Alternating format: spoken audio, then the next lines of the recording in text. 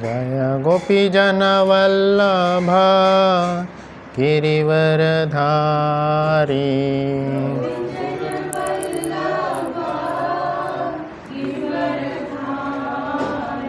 जय गोपीजन वल्लभ गिरिवरधारी।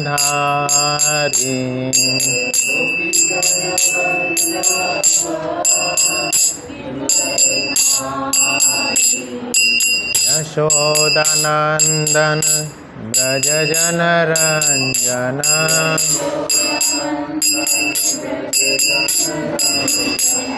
यशोदानंदन ब्रज जनरंजन।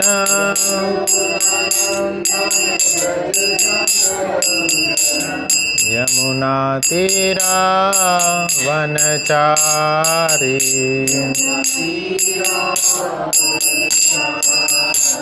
जय राधा माधव कुंज बिहारी।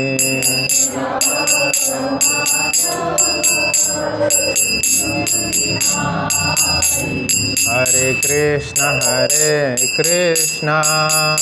कृष्ण कृष्ण हरे हरे, हरे राम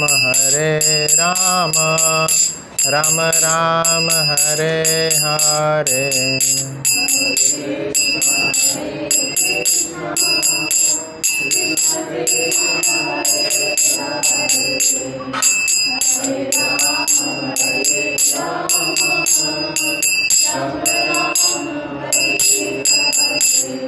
हरे कृष्णा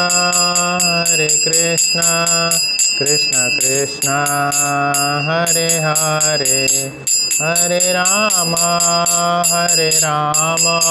राम राम हरे हरे।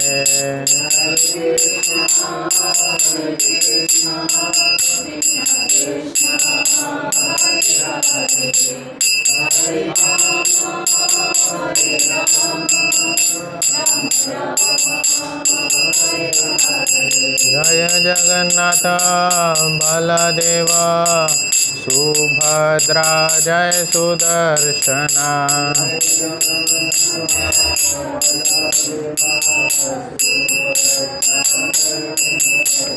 निताय गौर हरि बोल हरि बोल हरि बोल हरि बोल।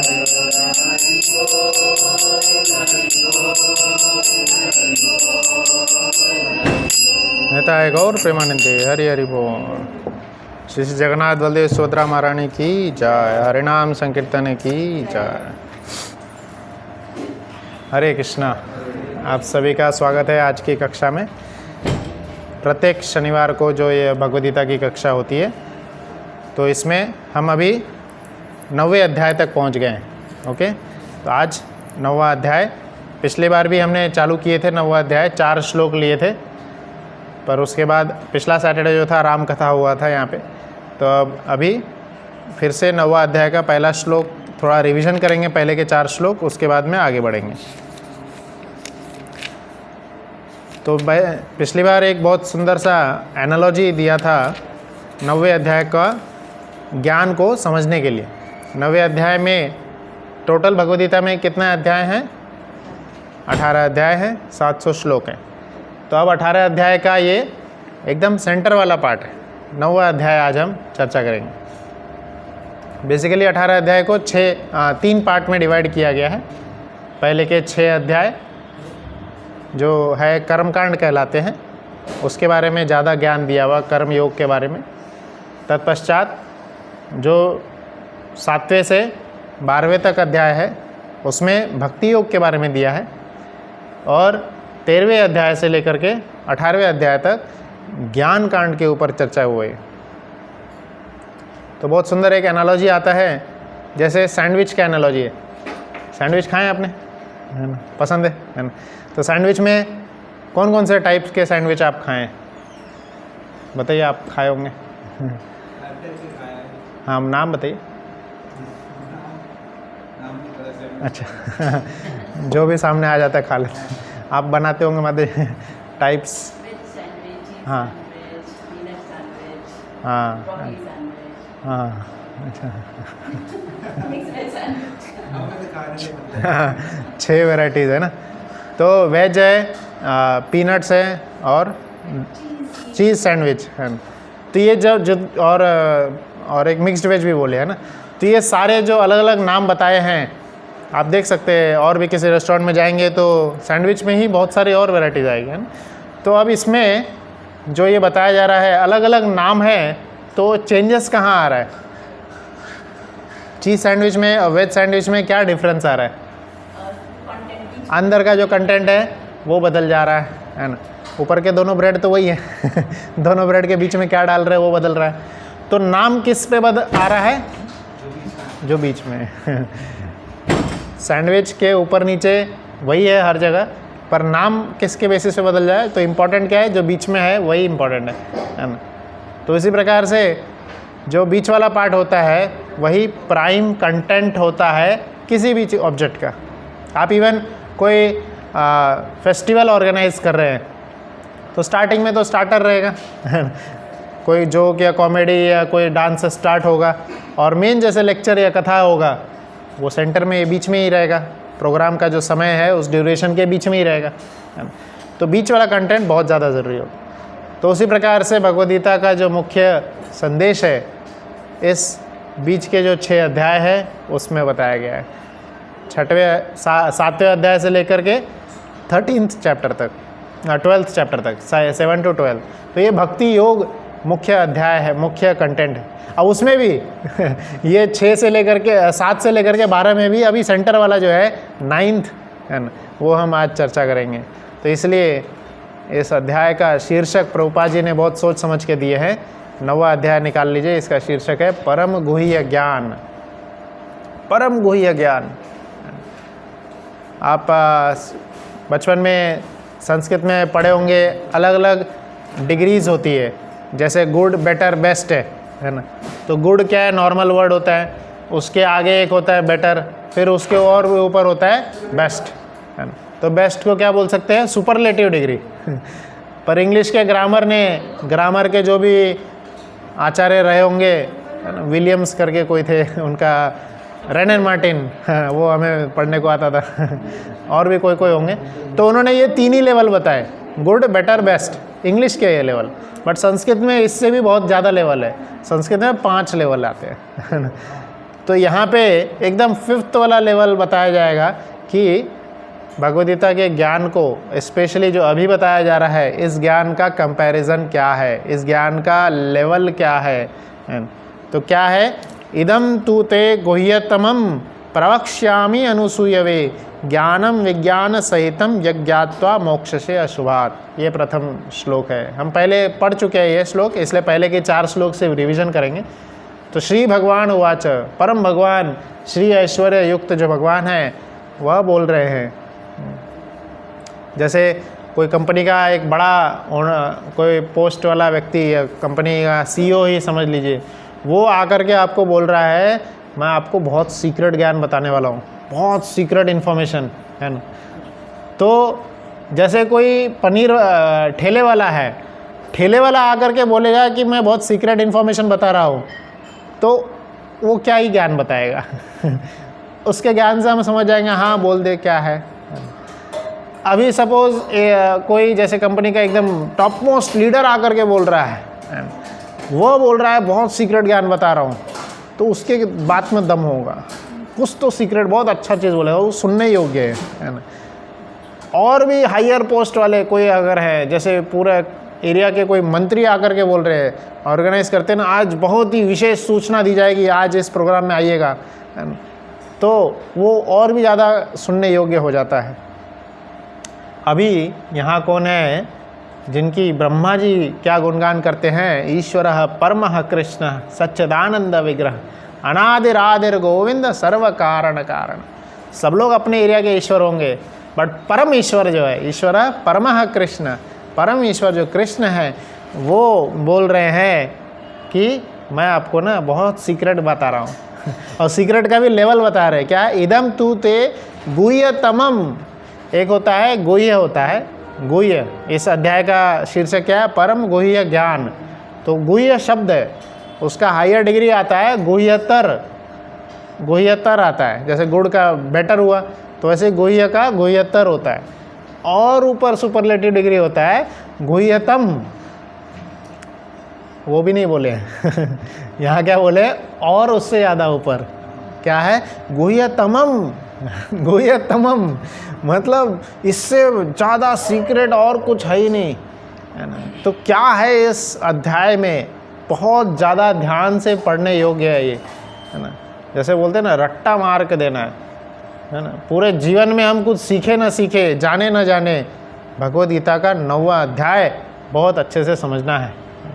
ये पूरे अनादि जो पुरुष है, आदि पुरुष जो है ना, वो पिक्चर वाला नहीं, असली जो आदि पुरुष है, वो आदि पुरुष जो सर्व कारण कारणम है, सबके कारण है, सबके आदि सोर्स है, वह बता रहे हैं टॉप मोस्ट सीक्रेट ज्ञान, गुह्यतमम। तो आज हम सुनेंगे क्या है वो, अगले इसमें बताते हैं। और उस ज्ञान की और ज़्यादा परिभाषा भी बता दी उसी श्लोक में, ज्ञान विज्ञान सहितम। सारा ज्ञान विज्ञान सब मिला लीजिए, फिर भी सबसे सीक्रेट ज्ञान रहेगा ये गुह्यतमम। और इस ज्ञान को और ज़्यादा एडजेक्टिव दिया गया है अगले श्लोक में, सेकंड श्लोक में। आप सब लोग मेरे पीछे दोहराइए, राज विद्या राज गुह्यम पवित्रम इदमुत्तमम प्रत्यक्ष अवगमम धर्म्यम सुसुखम कर्तुम अव्ययम। तो बता रहे हैं राज विद्या। अब इस विद्या का और ज़्यादा एडजेक्टिव, और ज़्यादा गुणगान कर रहे हैं कृष्ण। क्या है ये, राज विद्या, सभी विद्याओं का राजा है। और राज गुह्यम, है ना, सारे सीक्रेट में भी टॉप मोस्ट सीक्रेट है। पवित्रम इदम उत्तमम, बहुत ही ज़्यादा पवित्र ज्ञान है। जैसे आपस में दो लोग मिलते हैं, बोलते हैं तुझे बहुत ही अलग इन्फॉर्मेशन देता हूँ, तो हमें क्या लगता है कि कुछ गलत बताएगा या कुछ ब्लैक मनी के बारे में बताएगा कुछ अलग सीक्रेट इन्फॉर्मेशन, है ना, जो सही तरीके से, जो सही ज्ञान है बोल्डली डिक्लेयर करते हैं, एकदम खुले में बोलते हैं। जो गलत ज्ञान है अलग से कोने में आकर के बोलते हैं, धीरे से बोलते हैं, है ना। पर भगवान ऐसा बोल रहे हैं कि ये गलत ज्ञान नहीं है ये क्या है, पवित्रम इदम उत्तमम, सबसे पवित्र ज्ञान है, सबसे ज़्यादा जो पवित्रम इदम, पवित्रों में भी सबसे पवित्र है, बहुत ही प्योरेस्ट फॉर्म ऑफ नॉलेज है, गलत ज्ञान नहीं है ये तो सबका भला हो ऐसा ज्ञान है। प्रत्यक्ष अवगमम धर्म्यम, अगर आपको डाउट आ रहा है तो पहले इस्तेमाल करें, फिर प्रत्यक्ष, वही कृष्ण बोल रहे हैं, यहीं से उन लोगों ने ये श्लोक से ही लाइन चुराए उन्होंने तो क्या है, प्रत्यक्ष अवगमम, पहले इस्तेमाल करें, खुद ही रूप में देख लें, इस्तेमाल करके देख लें, प्रत्यक्ष रूप से देख लें। अवगमम धर्म्यम, खुद ही इसको अवगमम करें, अनुसरण करें, पालन करें, फिर देखिए यह ज्ञान का वैल्यू क्या है। तो प्रत्यक्ष अवगमम धर्म्यम सुसुखम कर्तुम अव्ययम। तो आप क्या एक्सपीरियंस आएगा, आपको खुद ही आप देखेंगे जब क्या एक्सपीरियंस आएगा, सुसुखम, बहुत ही ज़्यादा सुख है ये।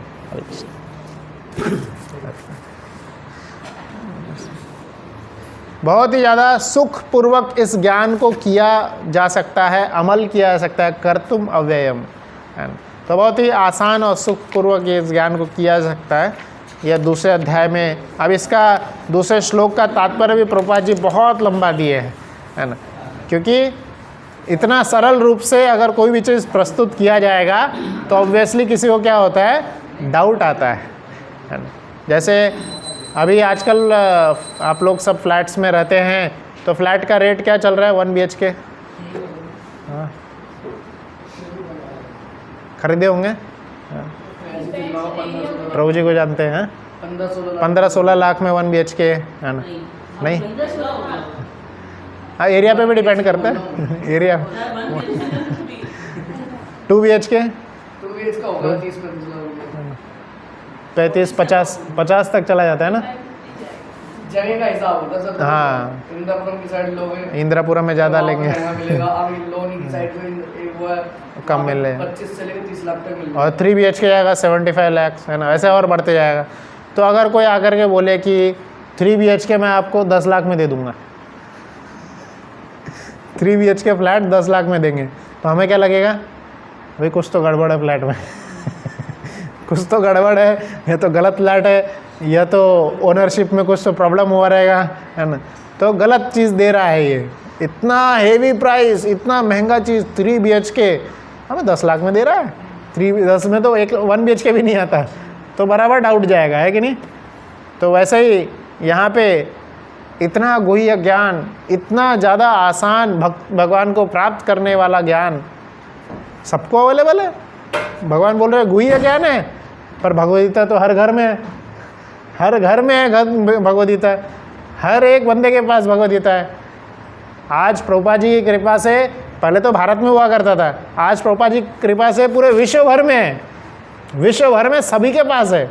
कोई भी कंट्री उठा ले, वहाँ पे आपको कोई ना तो कोई भगवद्गीता बांटते हुए मिल जाएगा इवन पाकिस्तान में भी भगवद्गीता बांटते हैं, है ना। कोई भी कंट्री, अफगानिस्तान में भी हमारे मंदिर है ना, हर चाइना में भी हमारे मंदिर है, रशिया में बांटा गया भगवद्गीता। रशिया जो कि कम्युनिस्ट कंट्री थी, इवन भगवद्गीता कोई लेके घूमता था उसको सीधा उड़ा देते, शूट एट साइड का ऑर्डर था, वहाँ पे भगवद्गीता बांटा गया। तो जब घर घर में गीता है, हर एक व्यक्ति के पास गीता है, पूरे विश्व के हर कोने में गीता है, तो इसमें गुह्य ज्ञान क्या है, सीक्रेट क्या रह गया फिर इसलिए लोग इसको ज़्यादा विश्वास करते नहीं है, मानते नहीं है, और इसलिए भक्ति मार्ग में बहुत कम लोग आते हैं। इतना सरल कैसे है ना, लगता है कुछ तो डाउट है कुछ तो गलत बताया जा रहा है, इसलिए ज़्यादा विश्वास नहीं करते हैं, विश्वास नहीं करते हैं। जैसे हिरण्यकशिपु प्रहलाद से पूछ रहे थे, हिरण्यकशिपु क्या पूछ रहे थे, विष्णु कहाँ हैं। तो हिरण्यकशिपु ने क्या सुने थे, बहुत ज़्यादा तपस्या करना पड़ेगा, बहुत ज़्यादा मंत्र जाप करना पड़ेगा कई सालों तक, कि उन्होंने किए भी थे विष्णु तो छोड़िए, ब्रह्मा जी को प्राप्त करने के लिए इतना साल तपस्या किए, और ये प्रहलाद महाराज क्या बोल रहे हैं, ये खंबे में है ना। तो यकीन होगा उनको। अभी ज़्यादा हुआ है, प्रहलाद महाराज की उम्र कितनी थी, 5 साल, 5 साल ही उनको गद्दी मिले हुए हिरण्यकशिपु के आने के बाद में प्रहलाद महाराज प्रकट हुए थे, तब तक उनकी माता गर्भ धारण की हुई थी।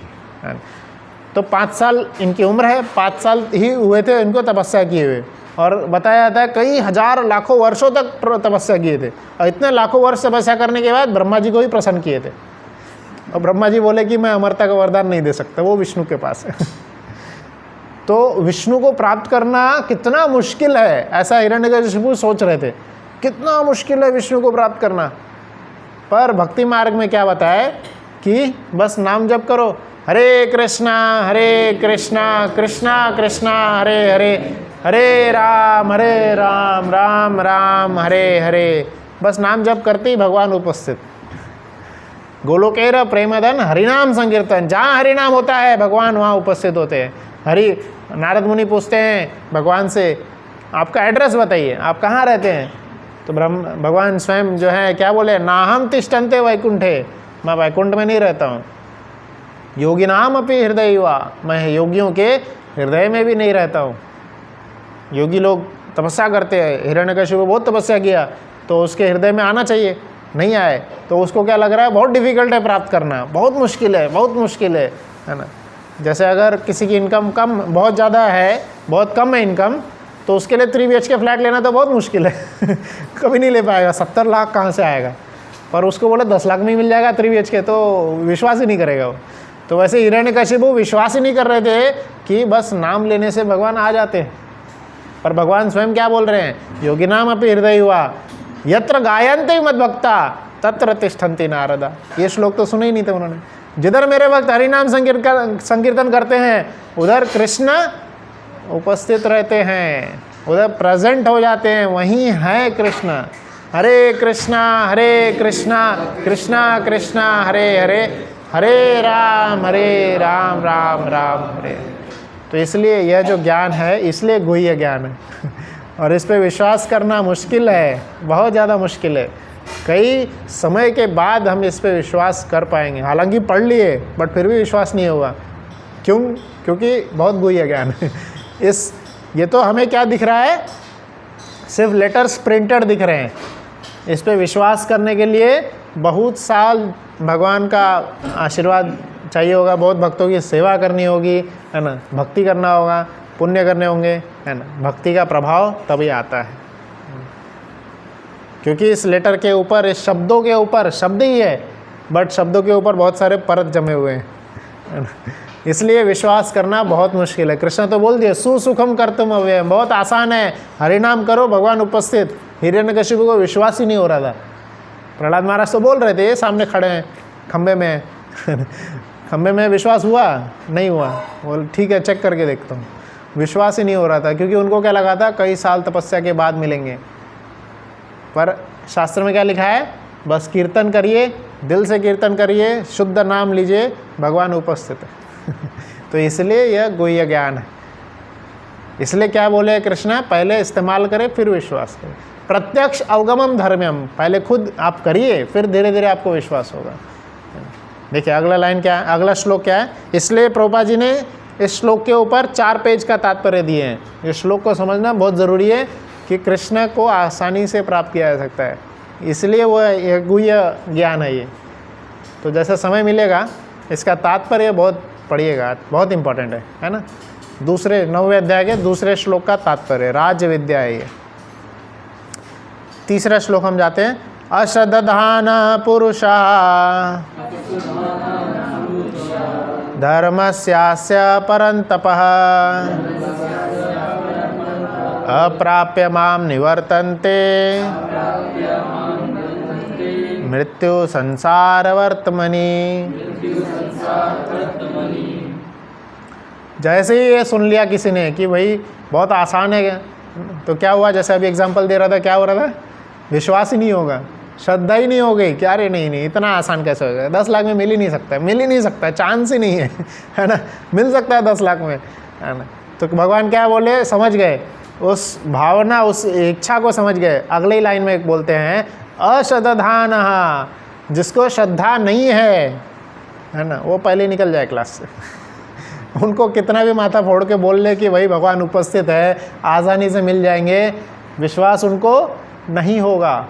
अश्रद्धान, तो अश्रद्धान लोगों के लिए, अश्रद्धा वाले लोगों के लिए मुश्किल है इस बात पे भरोसा करना। अश्रद्धान पुरुषा धर्मस्यास्य परन्तपा अप्राप्य माम निवर्तन्ते मृत्यु संसार वर्तमनि। तो ऐसे लोगों का क्या होगा, जो विश्वास नहीं करते, श्रद्धा नहीं करते, अप्राप्य माम, वो कृष्ण को प्राप्त नहीं करेंगे। हिरण्यकशिपु को विश्वास नहीं था कि बस नाम लेने से आ जाएंगे भगवान, तो अश्रद्धान है, अश्रद्धा वाले लोग हैं। तो अप्राप्य माम, तो भगवान को वो प्राप्त नहीं कर पाएंगे। भगवान को प्राप्त नहीं करेंगे तो कहाँ जाएंगे, मृत्यु संसार वर्तमनि, जन्म मृत्यु के संसार में यहीं रह जाएंगे। ये साइकिल गोल गोल गोल गोल घूमते रहेंगे, फिर से जन्म होगा, फिर से मृत्यु होगी, फिर नया शरीर मिलेगा, बुढ़ापा, फिर से मृत्यु, जन्म मृत्यु जरा व्याधि, है ना, जन्म होगा, फिर जो 6 चेंजेस होते हैं जन्म के, किसी भी योनि में जन्म हो सकता है। 84 लाख शरीर हैं 84 लाख प्रकार के शरीर हैं। उड़ने की इच्छा है, पंछी बनेंगे, स्विमिंग करने की इच्छा है, मछली बनेंगे, 84 लाख प्रकार के शरीर है, इसी में घूमते रह जाएंगे। मृत्यु संसार वर्तमनि, जब तक, कब तक, जब तक इस बात पे विश्वास नहीं होगा और भगवान के शरण में नहीं आएंगे तो इस बात पे विश्वास करना बहुत ज़रूरी है कि कृष्ण को प्राप्त करना जो है बहुत आसान है। ज़रूरी तो है बट बहुत आसान भी है ना। तो जो विश्वास करेंगे वो आसानी से प्राप्त करेंगे, जो विश्वास नहीं करेंगे मृत्यु संसार वर्तमनि। ये भगवद गीता में कृष्ण बोल रहे हैं, मृत्यु संसार में रहेंगे। अगला श्लोक देखते हैं। मया ततमिदं सर्वं जगत अव्यक्तमूर्तिना मत्स्थानि सर्वभूतानि न चाहम तेष्व अवस्थितः। तो अब इस श्लोक में कृष्ण बता रहे हैं कि जैसे अभी पिछले में क्या बताया थे, मृत्यु संसार वर्तमनि, तो पूरे संसार में आप घूमते रहोगे मृत्यु के संसार में, है ना। तो अभी संसार के बारे में बता रहे हैं, ये संसार कहाँ है, कैसा है, कितना बड़ा है। तो क्या बोले, मया ततम इदम सर्वम, ये पूरा जो संसार है मुझ में ही समाया है, ऐसा कृष्ण बोल रहे हैं। कृष्ण में ही पूरा संसार है। कभी कभी हमें जैसे कि कोई एक व्यक्ति अगर किसी दूसरे से प्रेम करता है तो उसको लगता है कि उसी में है पूरा संसार, उसी में एक दूसरे में ही देखते रहते हैं। तो वही यहाँ पे बता रहे हैं, जो भी चीज़ को आप देखेंगे, जो भी चीज़ जड़ जगत हो या चेतन जगत हो, कोई भी चीज़ को हम देखते हैं वो कृष्ण से ही उत्पन्न है, कृष्ण से ही उत्पन्न है, कृष्ण में ही है। इसलिए क्योंकि हम भगवान से प्रेम करते हैं, कृष्ण से प्रेम करते हैं, इसलिए पर्टिकुलर चीज़ों से प्रेम होता है। और जो भी चीज़ कृष्ण से जुड़ी हुई है वही, उसी में प्रेम जो है अंत बहुत समय तक रहेगा। जो कृष्ण से जुड़ी हुई नहीं है वह धीरे धीरे क्षय हो जाएगा, उसमें धीरे धीरे जो प्रेम है ख़त्म हो जाएगा।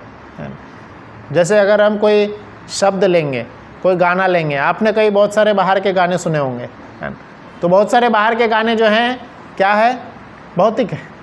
एक दो बार सुनेंगे अच्छा लगेगा, 10 बार सुनेंगे बाद में याद हो जाएगा, बाद में बोरिंग लगेगा। पर भगवान का जो पवित्र नाम है, हरे कृष्ण महामंत्र है, शब्द वही है, पर कृष्ण नाम आ गया तो वो 1000 बार, लाखों बार भी सुनते रहेंगे तो भी और ज़्यादा नया लगेगा, हमेशा हमें सुनने की और ज़्यादा इच्छा होती रहेगी, है ना। हम कभी उस नाम से तृप्त नहीं होंगे। क्यों? क्योंकि कृष्ण से संबंधित। तो कृष्ण से संबंधित जो भी चीज़ रहेगा, जो भी कार्य रहेगा वो अनंत हो जाता है। क्यों? क्योंकि सारा जगत यहाँ पे बताया, मया ततम इदम सर्वम जगत अव्यक्त मूर्तिना, सब कुछ कृष्ण में ही अव्यक्त रूप में समाया है। और कृष्ण आगे ही बोल रहा है, समस्त जीव मुझ में है किंतु मैं उनमें नहीं हूँ। तो समस्त जीव कृष्ण में है। अब जैसे पिछले बार सवाल भी पूछे थे, तो समस्त जीव कृष्ण में है, तो कृष्ण सभी में कैसे नहीं है? तो कृष्ण पर्सनल फॉर्म में नहीं है, पर एक अलग रूप लेकर के कृष्ण सभी जीवात्मा में निवास करते हैं। कौन सा रूप है? सभी जीवात्मा में भगवान किस रूप में रहते हैं? बोलिए। सभी जीवात्मा में हमें जानना चाहिए, सभी जीवात्मा के में हृदय में भगवान परमात्मा के रूप में रहते हैं, है ना। परमात्मा विष्णु रूप है, कृष्ण परमात्मा का अगर रूप पूछा गया कैसे दिखते हैं, शास्त्र में सब बताया परमात्मा कैसे दिखते हैं। चतुर्भुज रूप में विष्णु हैं, 4 भुजाएं, है ना, शंख चक्र गदा पद्मधारी विष्णु, शिरोदक्षाई विष्णु उनका नाम है। तो इस प्रकार से इस रूप में भगवान जो है प्रत्येक जीवात्मा के हृदय में रहते हैं। ठीक है, तो यह है। अगला श्लोक लेंगे। न च मत्स्थानि भूतानि पश्य मे योगम ऐश्वर्यम भूतभृत च भूतस्थो ममात्मा भूत भावनः। तो अब यहाँ पे ये और आगे के 2-3 श्लोक जो है कृष्ण अपनी ऐश्वर्य शक्ति के बारे में बताएंगे। ये वाला जो ज्ञान है, ये जो सीरीज़ है, ये 7वें अध्याय में भी कृष्ण खुद के बारे में ज्ञान बता रहे थे, खुद के ऐश्वर्य के बारे में ज्ञान बता रहे थे। तो बीच में 8वें अध्याय में अर्जुन 5 सवाल पूछे। पहले श्लोक में 8वें अध्याय के पहले श्लोक में 5 सवाल पूछा गया। तो अब उस सवाल का जवाब देते देते पूरा 8वां अध्याय निकल गया। तो अब जब इनके सवाल संतुष्ट हो गए, अच्छा लगा अर्जुन को, तो वे अर्जुन को कृष्ण वापस जो ऐश्वर्य ज्ञान दे रहे थे वापस देना चालू करते हैं। तो ये 7वें अध्याय का लिंक है 9वां अध्याय। तो कृष्ण खुद के बारे में ऐश्वर्य, कृष्ण के भगवान के बारे में स्वयं बता रहे। अब एक व्यक्ति के बारे में तो वह स्वयं ही बता पाएगा, वह स्वयं ही जानता होगा कि भाई जैसे उसके कितने बिजनेस है, कहाँ कहाँ काम फैला है, कहाँ कहाँ जाता है। किसी और से पता करने की बजाय वो जो व्यक्ति है वो स्वयं बताएगा तो ज़्यादा अच्छे से बता पाएगा। तो उसी तरह भगवान से ही हमें जानना चाहिए भगवान कौन है, कहाँ रहते हैं, क्या क्या उनकी शक्तियाँ हैं। तो वो इसी श्लोक में वैसे ही आगे के 3-4 श्लोकों में बताएंगे। और एक तरह से उसका और एक्सपेंशन 10वें अध्याय में करेंगे। अर्जुन फिर इस क्वेश्चन में अर्जुन को मज़ा आने लगा कृष्ण के बारे में जानने में। 10वें अध्याय में 81 तरीके से हम कृष्ण को कैसे जान सकते हैं वो बताया गया। तो इतना सारा ज्ञान देने के बाद में अर्जुन बोलते हैं थोड़ा प्रैक्टिकल भी दिखाओ। क्या सही में इतना है आपके अंदर? तो बोले ठीक है दिखा देता हूँ। क्यों अर्जुन ने ऐसा सवाल क्यों किए? ताकि आगे भविष्य में कोई आगे क्लेम ना करे, जैसे आजकल कुछ लोग बाबा बन के क्लेम कर रहे हैं, है ना, जैसे IIT बाबा या कंप्यूटर बाबा, बहुत सारे लोग क्लेम करते हैं, और भी मैं कल की हूँ, मैं ये हूँ, है ना। तो कोई भी आगे क्लेम ना कर पाए कि मैं भगवान हूँ, है ना। तो इसलिए अर्जुन क्या बोले कि आप अपना विश्व रूप दिखाइए। तो 11वें अध्याय में विश्व रूप दिखाते हैं। तो ऐसा नहीं है कि ऐसे फालतू में बोले जा रहे हैं तो कृष्णा हैं, बाकी सब में पॉइंट आउट किया गया, बाकी सभी धर्म में जितने भी हैं पॉइंट आउट किया गया है कि परम भगवान वो है, कोई और है। He is the son of God, मतलब फादर कोई और है, मैसेंजर ऑफ गॉड मतलब मैसेज देने वाला कोई और है ना। तो सब जगह पॉइंट आउट किया गया है, बट गीता में सीना ठोक के कृष्णा बोल रहे हैं वो सारे पॉइंट आउट मेरी ओर ही आ रहे हैं कृष्णा ऐसा बोल रहे हैं, है ना। तो कृष्ण ही है परम भगवान। तो और भी क्या क्या कृष्ण के ऐश्वर्य है, ये 4 श्लोक से है बताए जाएंगे।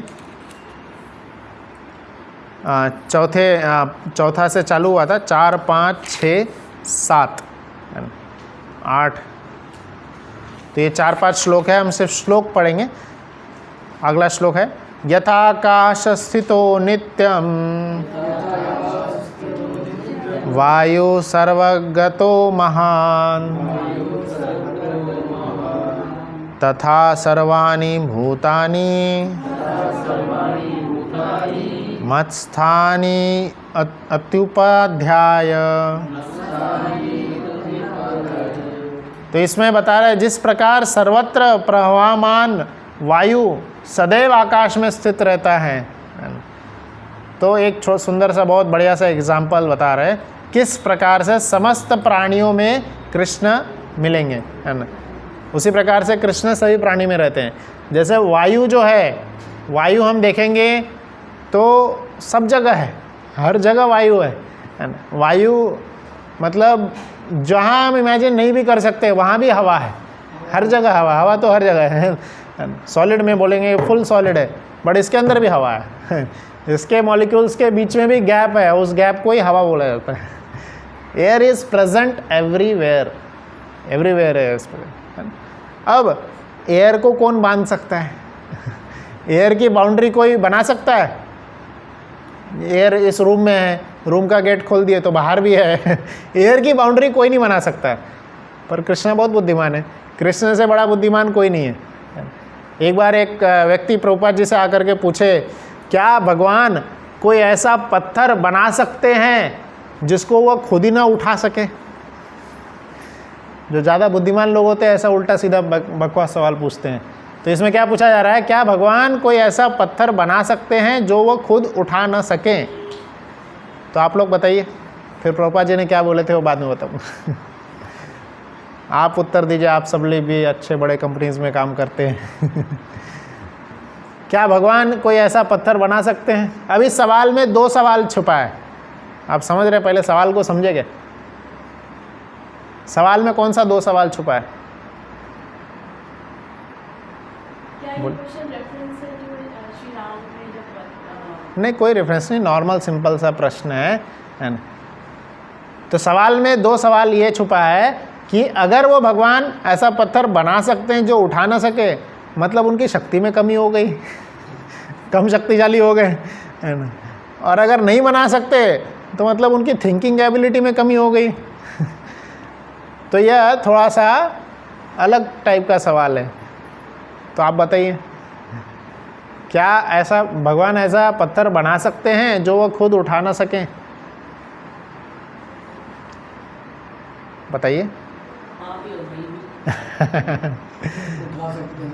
हाँ, तो प्रभुपाद जी ने उत्तर दिए थे कि प्रभुपाद जी एकदम बेबाक होते, एकदम बिंदास उत्तर देते हैं। प्रभुपाद जी बताए थे कि भगवान ऐसा पत्थर बना सकते हैं जो वो उठा ना सकें, बाद में उसको उठा के भी दिखा देंगे तो बोल देंगे हाँ देखो कितना बड़ा पत्थर है, इसको मैं नहीं उठा सकता, फिर उठा के भी दिखा देंगे।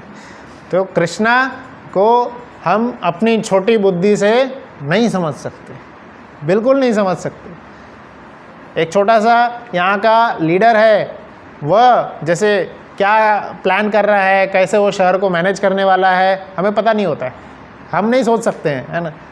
हमें लगता है कि लीडर ऐसा करेगा, बट वो बढ़िया अलग चाल चल देता है, अलग तरीके से कर लेता है ना? वही जैसे कोई मीडिया है, कोई हम देखते हैं न्यूज़ में पॉलिटिकल लीडर्स को बोलते हैं कि अरे ऐसा क्यों कर रहे हैं, ऐसा क्यों कर रहे हैं, और वही मीडिया थोड़े समय के बाद क्या बोलते हैं, बहुत बढ़िया किया, बहुत बढ़िया किया, ऐसे ही करना चाहिए।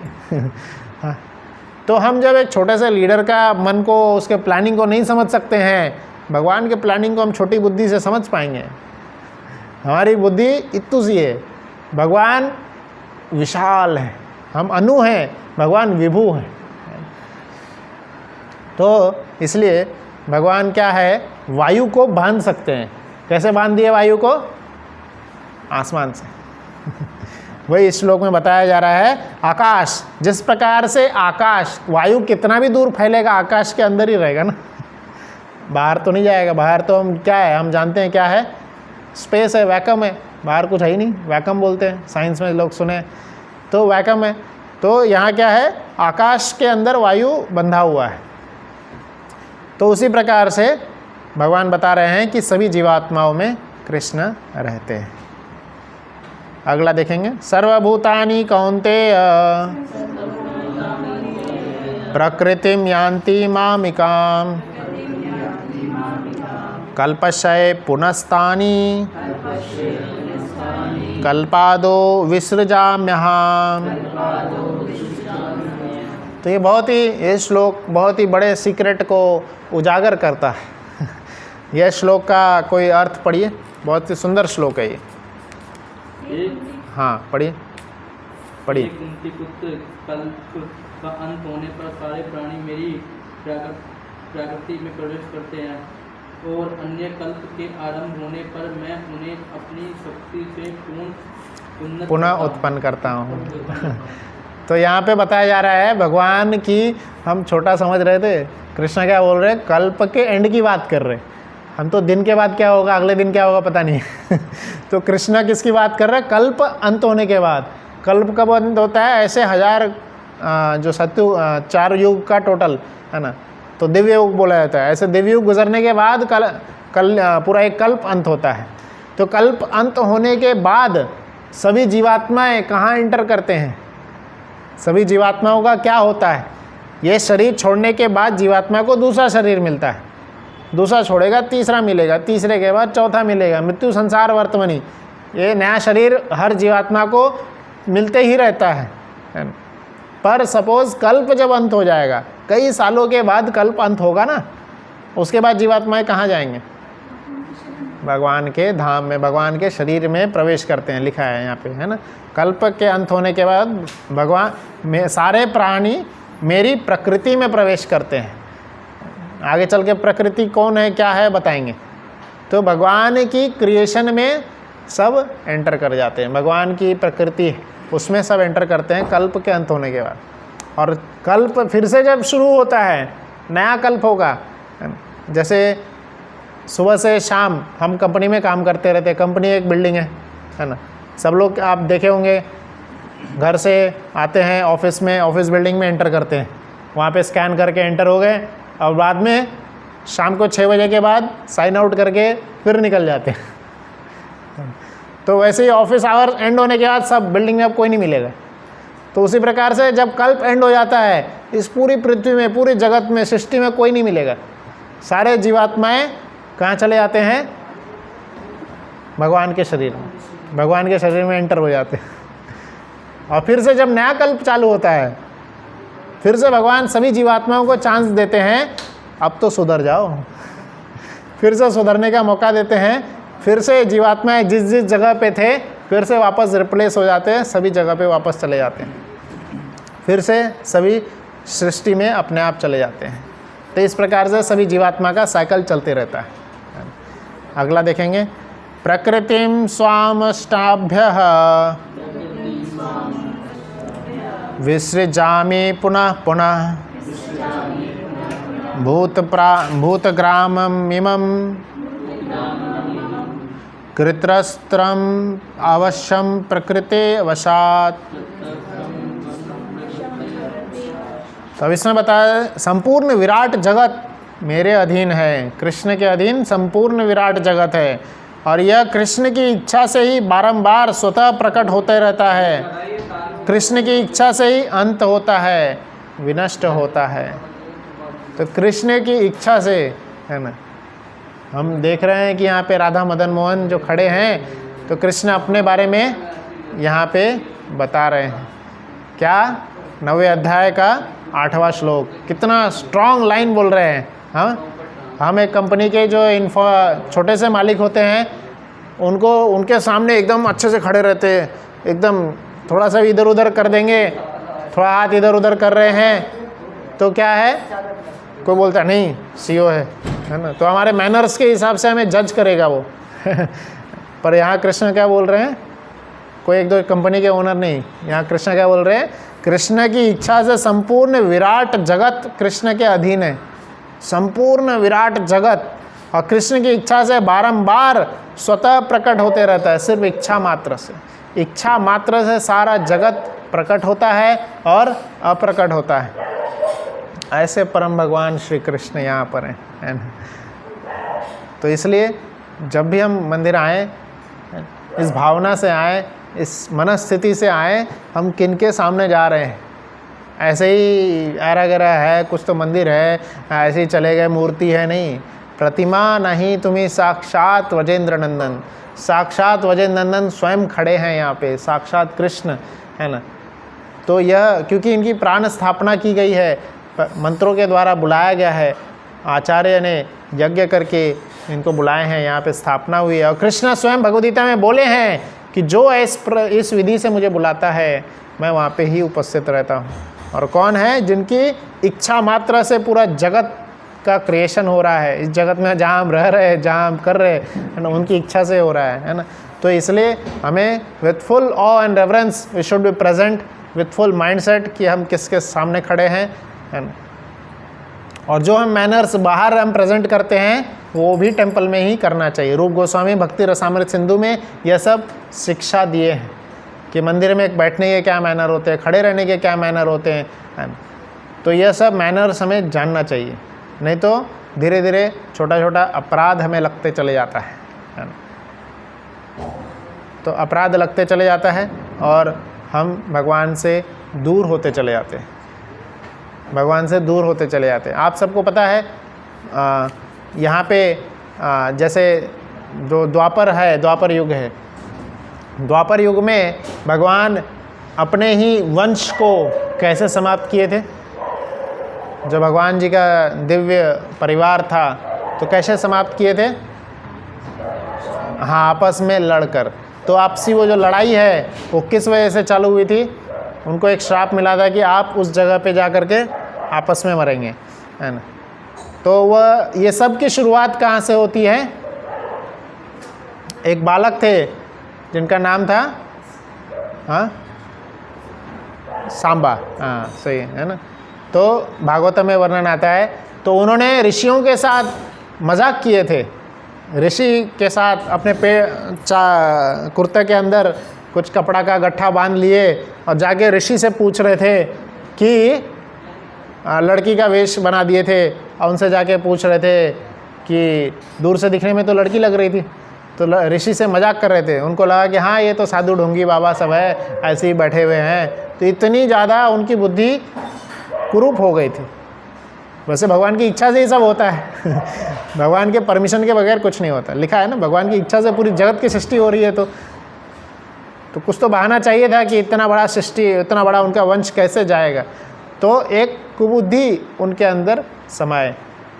जिस प्रकार से अयोध्या में, इतने बड़े अयोध्या में जो है मंत्रा का बुद्धि फेरा गया था मंत्रा ने जाके कैकेयी की बुद्धि फेरी, तब राम जी को वनवास हुआ, नहीं तो हो गया था अगले दिन वहाँ अभिषेक होने ही वाला था तो क्या होता है कि इसलिए सांबा का बुद्धि फेरे। और सांबा क्या करते हैं?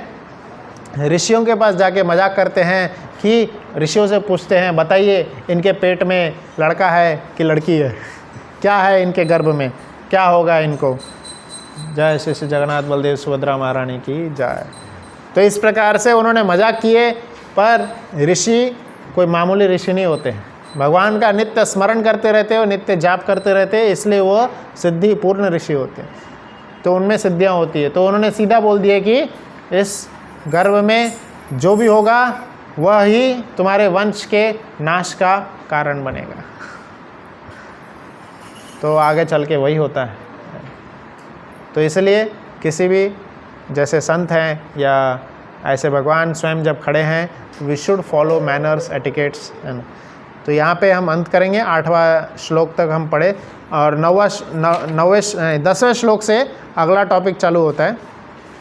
10वां श्लोक हम पढ़ते हैं। 10वां श्लोक लाइन है आखिरी, भगवान की जो सृष्टि का एकदम फाइनल हम समझ सकते हैं। 10वें श्लोक तक कर लेते हैं। 10वें श्लोक को एक्सप्लेन हम अगली बार कर लेंगे।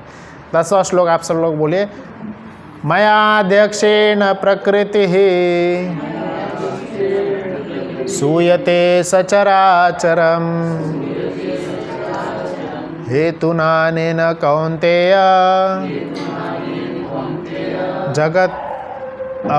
जगत अपरिहार वर्तते। तो इसमें बता रहे हैं, ये श्लोक आप याद करिएगा, बहुत सुंदर श्लोक है। मया अध्यक्षेन प्रकृति सूयते सचराचर। पूरे 4थे श्लोक से लेकर 10वें श्लोक तक भगवान का ऐश्वर्य बताया गया है ना। अभी 10वें श्लोक के आगे अब इस ऐश्वर्य को कौन लोग नहीं समझ पाएंगे वो बताया, कौन समझ पाएंगे और कौन नहीं समझ पाएंगे, है ना। कौन भक्ति सीखने योग्य है और कौन नहीं है ना। जैसे पेरेंट्स बताते हैं ना, अच्छे बच्चे कौन होते हैं। अच्छे बच्चे पेरेंट्स का नाम बात मानते हैं, अच्छे बच्चे अच्छे से खाना खाते हैं। तो अच्छे बच्चे का बिहेवियर बता दिए और बुरे बच्चों का बता दिए। अब बच्चा खुद ही समझ लेता है कि मुझे अच्छा बनना चाहिए। तो उसी प्रकार से कृष्ण आगे के श्लोकों में 11वें से बुरे बच्चों का भी बता देंगे, अच्छे बच्चों का भी बता देंगे। भगवान को कौन प्राप्त नहीं कर सकता, कौन प्राप्त कर सकता है। तो 10वां श्लोक आप लोग याद करिएगा। 10वां श्लोक बहुत ज़्यादा इंपॉर्टेंट है और एक स्टैम्प वाला श्लोक है ना। इस पूरे प्रकृति का हम बोलते हैं ना नेचर है, नेचर इज डूइंग। नेचर का गॉड कौन है, नेचर का बॉस कौन है, सुपरवाइजर कौन है, कौन इस प्रकृति को आदेश दे रहा है कि सूर्य समय पे आओ, वायु बहते रहो, बारिश होते रहो, कौन आदेश दे रहा है। जो सुपरवाइजर है वही आदेश देगा ना। सुपरवाइजर कौन है। मया अध्यक्षेन प्रकृति ही, कृष्ण बोल रहे इस श्लोक में। मया अध्यक्षेन, अध्यक्षेन मतलब कृष्ण की अध्यक्षता में, मया मतलब मेरा, कृष्ण की अध्यक्षता में प्रकृति कार्य करती है। सूयते स चराचरम, चराचर मतलब चर अचर, लिविंग नॉन लिविंग, सारे लिविंग नॉन लिविंग जो हैं वह सब कृष्ण की अध्यक्षता में कार्य करते हैं। हेतु नानेन कौन्तेय जगत विपरिवर्तते, सारा जगत में जो भी है सब कृष्ण की अध्यक्षता में, कृष्ण के गाइडेंस में कार्य करता है। तो ये श्लोक आप पढ़िएगा। हम यहाँ पे अंत करते हैं और जैसा हम जाने आज के क्लास में इस दिव्य ज्ञान के महत्व को जाने, गुह्य क्यों है, इसका कितना बड़ा इम्पोर्टेंस है, इसके नॉलेज के बारे में जाने। तो भगवान को प्राप्त करने का जो सरल माध्यम बताया गया है वो सब क्या है। हरि बोल। प्रसाद वहाँ है, सभी के लिए निकाल दी। तो सबसे आसान और सबसे सरल उपाय शास्त्र में जो बताया गया है वह क्या है। हाँ, आचार्य बताया है गोलोकेर प्रेमदन हरिनाम संकीर्तन। तो हम एक माला हम जाप करेंगे, भगवान का नाम का जाप करेंगे।